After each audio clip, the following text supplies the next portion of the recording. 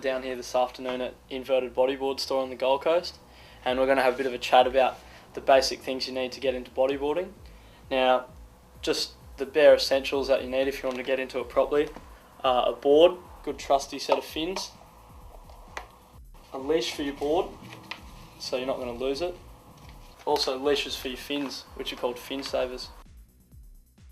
When you're first going out to buy your own bodyboard, the first and most important thing that you want to be looking at is getting a board that's the right size for your height and weight.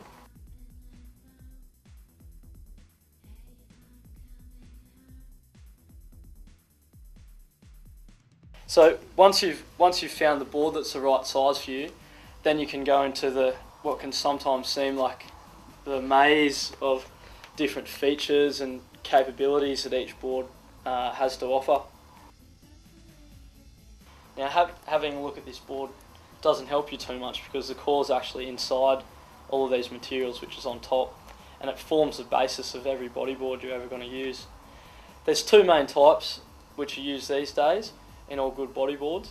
One is called polypropylene.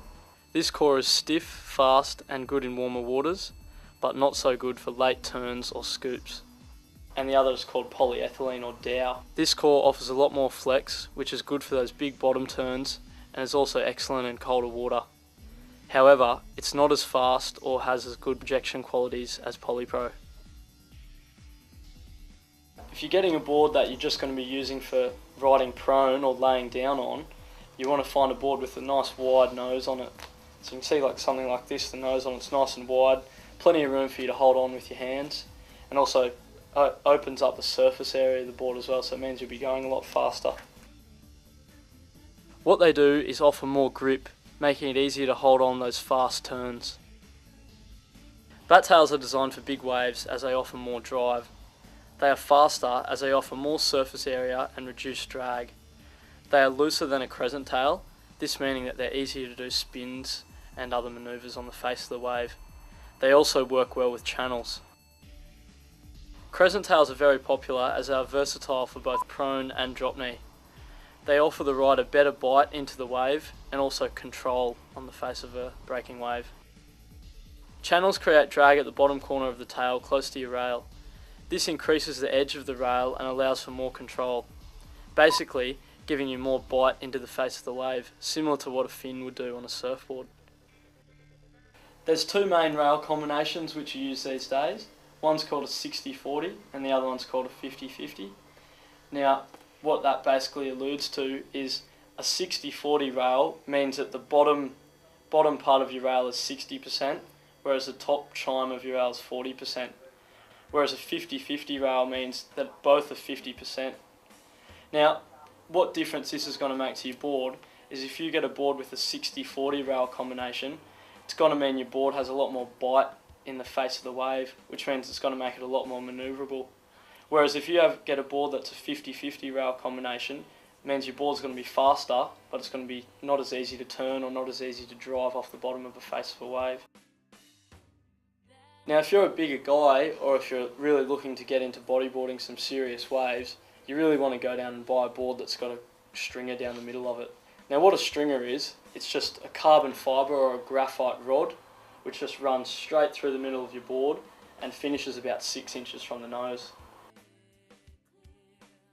Now what these do is just keeps your bodyboard attached to you and just save you a lot of swimming if you have to go in and keep fetching your board every time you lose it. Now, there's two main types of leashes. One's called a wrist leash, which is made just to fit around your wrist like that. And the second type, like this one I'm holding, is a bicep leash, which is made to fit around your bicep. On your leash, the main things you want to be looking for is a strap that's really comfortable. It's not going to rash your arm, it's going to fit nice and snugly. And the second thing is a leash that has at least one, or even if possible, two swivels attached to it. When you buy a new board, you'll need to put a plug in it so as you can attach your leash. Depending on what feels most comfortable, you can get the plug placed in either the left or the right hand side, or also the middle of the board. Just be careful though whether or not your board has a single stringer or a double stringer inserted inside the core. The best way is probably just to ask your friendly sales assistant and they'll decide the perfect spot to put your plug.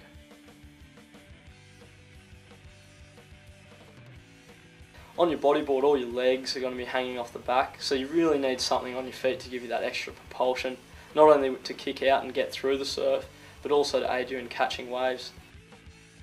Fins, they come in all different shapes and sizes. Now the most important thing when you're getting a set of fins is just to find some that are comfortable and that are also nice and snug on your foot, because it's when they're loose and can move around your foot that you're really going to get sore feet and you're going to get fin cuts. So just when you go into your local shop to get a pair of fins, just try on everything they've got, give them all a try and make sure you get something that fits right.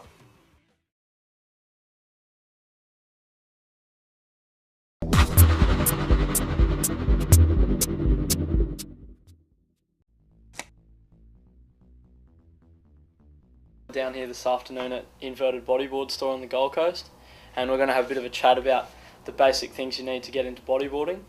Now, just the bare essentials that you need if you want to get into it properly: a board, good trusty set of fins, a leash for your board so you're not going to lose it, also leashes for your fins, which are called fin savers. When you're first going out to buy your own bodyboard, the first and most important thing that you want to be looking at is getting a board that's the right